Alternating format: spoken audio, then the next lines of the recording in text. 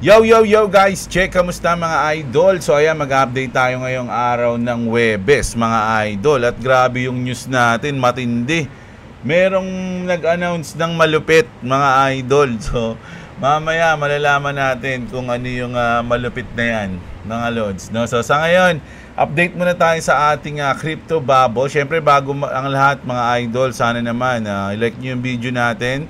Siyempre, sa mga gusto ng ganitong content, everyday news update, mag-subscribe na kayo sa channel natin. So, grabe, tignan nyo, ang daming halos double digit. Grabe yung Bonk, 18%. Yung WIF, 15%. Partcoin, ABAX, ENA, SUI.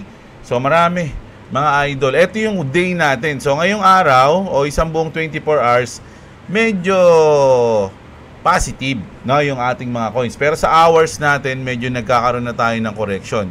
Pero ano pa rin yan, mga lodi, positive pa rin yan kasi ang lalaki ng up eh. So ngayon parang correction lang yan. Kaya nga kung titignan niyo yung chart natin dito sa Bitcoin, umabot o bumalik tayo ng $109,000 mga loads, no, matindi-tindi. Grabe. So nagpump no? O, sabi sa inyo, bigla na lang nagpapump ng di natin nasaan kung ano yung dahilan diba? So, Bitcoin natin, ayan. So, kasi kagabi, diba sabi ko nga, iniisip ko kung magte-trade ako or magbobodega ako. So, napagdesisyonan ko na lang na magbodega kagabi. So, ayun. Kaya ngayon, wala tayong position. Pero, pag bumaba to, no, ako kasi parang ang bias ko na ngayon long. So hinihintay ko na lang mag-drop yung market at doon ako maghahanap ng position. So ito kasi kahapon medyo hindi to drop di ba yung kahapon? Isipin nyo ganito itsura, drop ba? Nag-drop yung mga umabot dito siguro. Yun, umabot diyan. Or maybe kalahati niyan kahit dito lang sa part na yan, no? Pwede saan tayong position, kaya lang hindi. So tingnan nyo mga idol, wala pa tayong July 4, bukas pa mga loads, no? Andito yung ating guhit ng July 4. So anong mangyayari dito sa guhit na yan? Pero nakita nyo, nilabas niya na, tinagos niya na yung resistance mga loads mukhang kumbaga magandang pangitain, parang ganun. Ito yung ating XRP sa Bitcoin naman bumalik na siya sa 109. Goods na goods din. So kung magtutuloy-tuloy, goods. Kung hindi naman at magdadrop ulit, di chances yun, mga loads, no? So ayan, balita na tayo. Umpisa na muna natin yung mga trending news. Grabe to, mga idol, no? Major alert, sabi, no? The White House is in Washington, D.C. has just turned all red. Ano ba to? Bad news ba to, mga loads, no? Alert, we're leaking everything. Stay tuned. So, anong mangyayari kaya dito? So, tignan naman natin sa mga global natin. Iranian hackers. Ito, siguro dahil dito. Ba't siya naging red? Check natin, Iranian hackers claim to have obtained 100 gigabytes of emails belonging to US President Trump and his associate. Mga idol, ano to email to, no? Parang private email ng US President na si Donald Trump at sa kanyang mga associates. So nahack daw yan ng Iranian hacker. Naku, ayun kaya ang dahilan kung ba't nagpula to, mga loads. Meron kaya silang natuklasan o ibubulgar. Kaya pala sabi dito, mga loads, no? We're leaking everything. Naku, yari tayo dyan. Ano kaya mga ilalabas niyan? Iranian link hackers threaten new email leak targeting Trump circle, o yung mga tropa ni Trump. Ang haba pala nito. A hacker group with alleged ties to Iran has threatened to release additional stolen emails from individuals close to US President Donald Trump, according to online communications reviewed by Reuters, no? So ayan, parang binabantaan nila yung si Trump na ikakalat o ilalabas namin tong mga baho nyo. Hindi natin alam kung bad yung mga natuklasang email, di ba? Pero kung hindi naman bad, ba't sila matatakot? Ganun lang yan. Pero ba't kasi nagpula ngayon yung White House? White dapat yan, White House nga di ba? So ano pa? Ito naman, si North Korean Kim Jong-un to deploy an additional 25,000 to 30,000 troops to support Russia in its war against Ukraine. Ang mga idol, baka nakakalimutan nyo, merong war pa rin sa Russia in Ukraine. At tinutulungan ni Kim Jong-un o nagpapadala siya ng kanyang mga troops doon. Kaya nga nung nakaraan, nasan ba yun? Dito, nag-celebrate si Kim Jong-un, no? Yung parang kinilala niya, no? Ayan, no? North Korea's Kim Jong-un pays tribute to North Korean soldiers who died fighting for Russia in the war with Ukraine. So, yung mga namatay na mga North Koreans, no, na tumulong sa Russia, ayun, parang sinelebrate nila yung, parang kinilala to parang pay tributes. Ganon. So, ayan mga lods, no, ayun yung nangyari. So, para update tayo sa North Korea, di ba? So, ayan, grabe, no.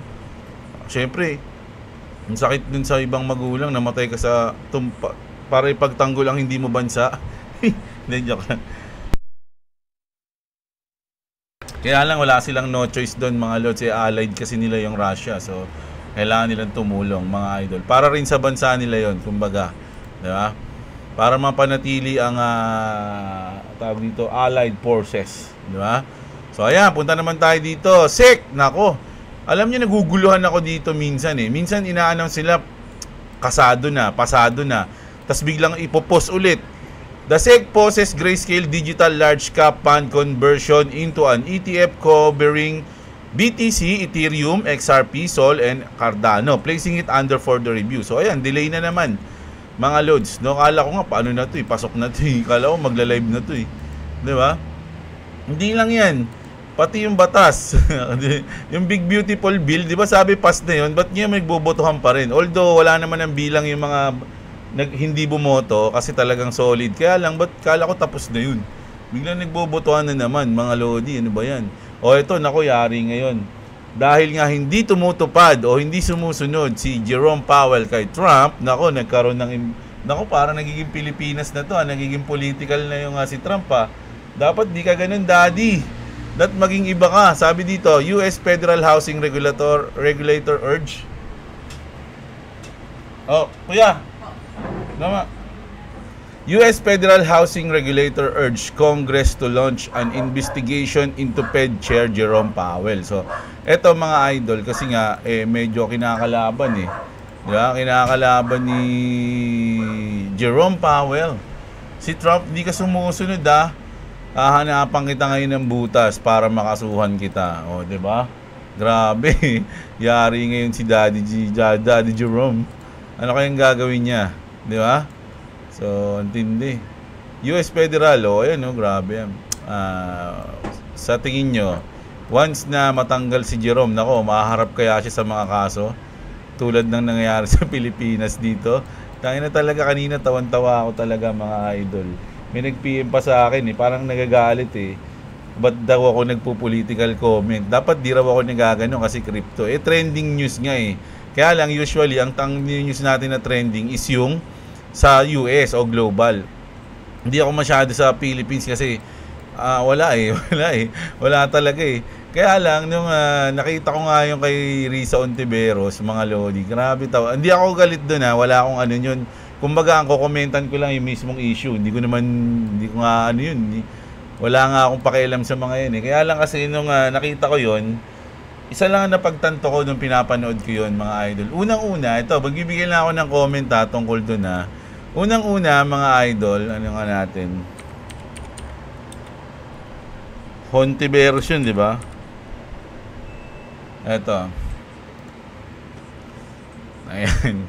Ay, walang news. Bisa Hontiveros. Hindi ka verified. News. Yan, lagay natin ang news. Eto. Nag-aaway-aaway na sila.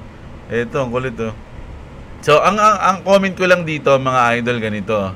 Na unang-una, 'di ba? Syempre, siya yung ano niya yun Tawag dito, witness niya yun Siya yung nagdala nun doon. 'Di ba? Siya ang nag-umpisa ng lahat. So, witness niya yun. Tapos ngayon, dahil bumaliktad yung witness niya, tinatawag niya ng sinungaling yung witness niya. Sa kanya galing yun. So ibig sabihin, ang dapat lang paniwalaan nung kampi pa sa kanya yung witness, hindi yung nagsisinungaling. Ngayon nagsinungaling na, ay ngayon kumabila na sa kanya, nagsisinungaling na. 'Di ba? Tapos sinabi doon, sinabi niya napanood ko lang, sinabi niya na sabi daw ng witness, nakalimutan ko yung pangalan basta yung sabi ng witness na binayaran daw siya ng 1 million ni Risa Ontiveros. Pero ako pare sinungaling to pati yung witness Di ba?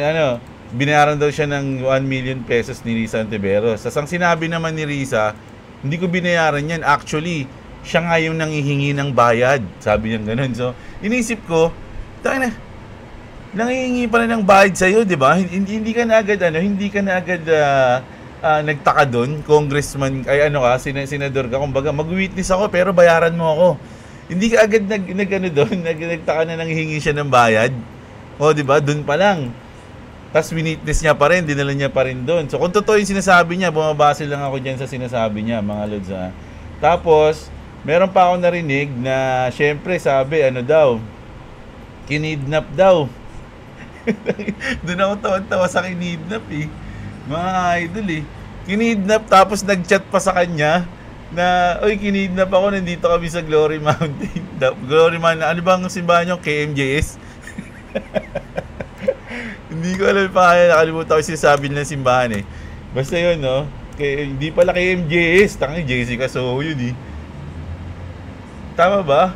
Hindi. So, sabi din daw sila sa simbahan noon, sa may Glory Mountain. Tanda ko lang Glory Mountain, nakakatawa kasi yung pangalan Glory Mountain, nandun daw siya. Inisip ko, tangina kinidnap ka tapos may cellphone ka. Kinidnap ka tapos alam mo kung saan ka dinala.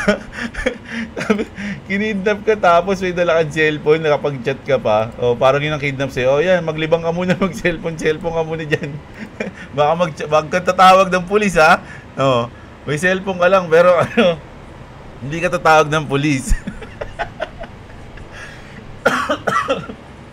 Ang kulit Tapos, sinabi niya. Tapos bandang ulit sinabi niya, hangad ko rin ang kanyang at sana maligtas siya ng mga pulis. Tapos pag naligtas na siya, kakasuhan ko na siya. Grabe talaga to. Ang kulit ng Pilipinas. Sa inisip ko nga, tangina scripted yan. Kung totoo yan, tangina ang kulit ng media niyan. Ano sila, mga walang isip? Wala man lang mga common sense, mga idol. 'Di ba? Paano kung bumaliktad ulit? Bumaliktad ulit si yung testigo. Ay hindi, kay pala ako. Kay Risa na ulit ako. Di totoo na ulit yung sasabihin nun, hindi na ulit siya sinungaling. Ay, talaga Pinoy, grabe, ayoko na. Ayoko nagbabalita ng tungkol sa Pilipinas, mga idol na na stress ako. Common sense na lang, hindi pa magawa, Grabe naman, Kinidnap, binigyan ng cellphone. As kinidnap, alam pa kung nasan siya. Dito, huwag yung takpan yung mata niyan. Gusto natin, i-stroll natin siya. Andito tayo sa Glory Mountain. Yung Glory Mountain, naisip ko agad, parang puro kabasusan nangyayari dun, Hindi, joke lang. Hindi ko kasi alam yun, kung ano yung san yun, mga idol. Pasensya na kayo. Nagbase lang ako dun sa sinasabi ni Risa nung napanood ko siya. Tawan-tawa talaga ako, mga idol. Tapos meron pa dun sinabi niya, kagagawa na naman to ng ano ba pangalan nun? Ang simbahan nila. Basta yun. KMJ, basta yun, yung kay Kibuloy. Yung kagagawa naman to nung ni Kibuloy, kasi binabayaran niyan. Tangina unang-una, ito hindi ko kinakampihan yun. Unang-una, mga idol, siya yung nagdala ng witness na yun. 'Di ba? Tapos ngayon nung bumaliktad dinala niya yung witness na yon para siraan yung nila Kibuloy, 'di ba? Yung reliyon nila o si Kibuloy din. 'Di ba? Tapos ngayon nung bumaliktad, kagagawa na nun. Tinuruan na yung hindi naman yung simbahan nung ang nagdala ng witness na yun siya. Ang kulit, basta ang gulo. Tapos tawan-tawa ako kanina puta, ngayon ako lang napanood yun mga rin, yung buong interview, kanina ko lang napanood. Tawan-tawa ako. Habang ini-explain ko, pinopost ko, tapos ini-explain ko kay boss, tawan-tawa din siya. Oo nga, Ayun, kulit na mga tao ngayon, Ayun lang yung ko dyan. Hindi ako galit dyan. Pwedeng maging sumang-ayon ako sa kanya sa mga desisyon niya sa mga sunod na taon o sunod na araw. Pero nung mismong ano lang na yon, yung mismong issue lang na yon, ayun lang yung kinomentan ko at nakakatawa. Mga idol, grabe yun. Tapos talagang siniseryoso ng media, no? Talagang naniniwala sila doon. Ang kulit. Alam nyo, tapos ito pa, medyo mahaba na ako. Tapos, ang ginawa niya, dinimanda niya yung mga vlogger. No? Yung mga vlogger na yung mga nagre-react. Di ba? Yung mga nagre-react. Hindi ko kilala yung iba doon. Basta, ang alam ko lang, dinimanda. Ang nakita ko lang doon, kasi nadaan sa akin si Atty. Libayan eh. Nakita ko kasama siya doon. So, ang inisip ko naman nun, mga idol, wino-weaponize na nila yan eh, yung pag-cyber libel. Lalo na sa mga politiko na kapag merong kumontra, sumita sa'yo, ganyan, o nag-critic sa'yo, demanda mo ng cyber libel. Ugali na ng mga politiko yan, mga idol, para manahimik yung mga sumisita. Diba? So once na ang nangyayari, nagtatambak yung demanda ng cyber libel galing sa mga politiko sa korte.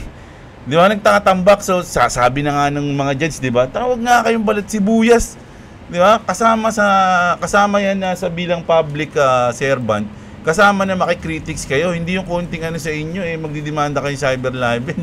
Siyempre yung mga tao na mga YouTuber o kaya mga vlogger, yung iba dyan wala namang pera talaga, kaya nga sila nagbablog eh. Pag dinimanda ka ngayon, lalo na yung mga first time na mademanda, kakabahan talaga, hinto talaga yun.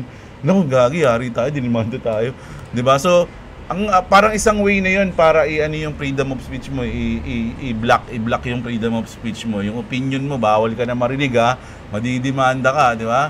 So, ganun sa Pilipinas, mga idol. Kaya ako, hanggat maaari, hindi ako nagko-content na mga ganyan. Ngayon lang ulit, di ba? Kahit tanongin nyo pa yung mga audience ko dito. Dahil lang kanina napanood ko yan, natawa talaga ako ng tawa. Sabi ko, ganito nakalala sa Pilipinas. Wala nang critical thinking ang puta. Alam kung ano lang sabihin, paniniwalaan, hindi na nag-iisip. Sa debate, talo yung mga yan. Pag debate, yung basagan, namimiss ko tuloy si Miriam Santiago eh. Ayun talaga yung pinaka-idol ko, mga idol eh. So ayun, lipat na tayo ng news. Stress na tuloy ako eh. So ito, sa mga wala pang crypto exchange dyan mga idol, andyan yung link natin sa description. Sorry. Ayan, andyan yung link natin mga lods. So continue na tayo. Kilala niyo ba si Kevin O'Leary? No? In-interview siya. Ang tawag nga sa kanya is Mr. Wonderful. Di ba? Si Kevin O'Leary, most undervalued crypto and Bitcoin price prediction. So, ngayon, ang sinabi niya rito, mga idol, hindi Bitcoin, hindi XRP. Alam niyo kung ano? H-bar. Ayan H-bar is gonna be big. Sabi niya. It is the most undervalued crypto by a long shot. Sabi niya ng ganun. Another huge endorsement for Mr. Wonderful. Anybody else agree with him? So, ito, although yung H-bar is kasama siya sa ISO compliance na coins, mga lods, so sa ISO 222. So, goods na goods din talaga sa akin tong H-bar, although wala pa akong H-bar kasi kulang pa yung pambili ko. Mga lods, medyo nagpo-focus lang tayo din sa 6 kong coins. 6 ba? Bukod sa XRP, doon lang muna ako, mga idol, no? So, ayan. Siguro kapag medyo nanalo tayo ng medyo malaki-laki sa trade, mag-a-add ako ng H-bar ko. Siguro lang wala pa, hindi pa sure, mga idol. So, ayan, no? Kasi meron na siyang meron siyang promote na nangyari galing kay Kevin O'Leary di ba? So goods yan. Ito naman, ito na tayo. Ito ba hinihintay natin na sa XRP? 100 million to grow an XRP treasury strategy. AI driven Cafior ano masahin ito? Cafior service Weeboost locks in up to 100 million from Ripple strategy holding by equity line. So bago na naman mga loads, no? So isa na naman tong nadagdag sa Ripple o sa XRP. Funds will fuel XRP payment, blockchain reward, and expansion. XRP adoption is funded. Ito ba yun? Hindi yan, idol. Ito ata hinihintay nating news sa XRP. Sabi, what the F is going on here? Who's transferring 589 BTC? So alam niyo naman yung 589 mga lodi, no? Ayun yung pinaka tatak na number sa XRP, mga lods. Kung XRP army kayo. So, 589 na BTC transfer from PayPal to unknown wallet. So, next na siya. Nagbudoy ka ng 589 na BTC. Ayan ba yung hinihintay natin? Hindi yan, Jeblo. Ano ba? Ito ba? Ito na nga ata yun, mga lord. Sabi dito, XRP, big news, all and so awesome to see how bold they're getting recently. Sabi daw dito ni Brad Garlinghouse, mark my word, if Ripple will be banked by 2027, sabi niya rito, Ripple will be a bank by 2027 or I'll eat my... Fake news. Fake news to. Wala namang ganyan. So, hindi yan. Fake news to, mga lods, ha. Ang kulit mo, ha. Pinipake news mo si Daddy Brad, ha. Pinipake news mo. Wag yan. Mali yan. So, ito talaga. Ito na. Ito, sure na to, no? Ito ang legit. True to our long-standing compliance roots, sabi dito. Ripple is applying for a national bank charter from the OCC. If approved, we would have both state and federal oversight. A new and unique benchmark for trust in the stablecoin market. Nako, ito yung pinakamalupit na news ngayon. Earlier in the week, we also applied for a Fed master account while Congress is working towards clear rules and regulation and banks. In far cry from the years of Operation Choke Point 2.0 and learning in. This access would be allow us to hold RLUSD reserved directly with the Fed and provided an additional layer of security to future-proof trust in RLUSD. So, takna. Magiging bangko na yung Ripple, mga idol. Ano na mangyayari? Ripple always had and will continue to build trusted, battle-tested, and secure infrastructure in a 250 billion market. RLUSD stands out for putting regulation first, setting the standard that institution expect. Nako, grabe yan, mga idol, no? So, eto na ang Ripple Bank. Ang lupit nito, mga idol, no? Alam nyo, ito, yung mga prediction, riddle ng mga XRP Army, minsan nagkakatotoo talaga yan.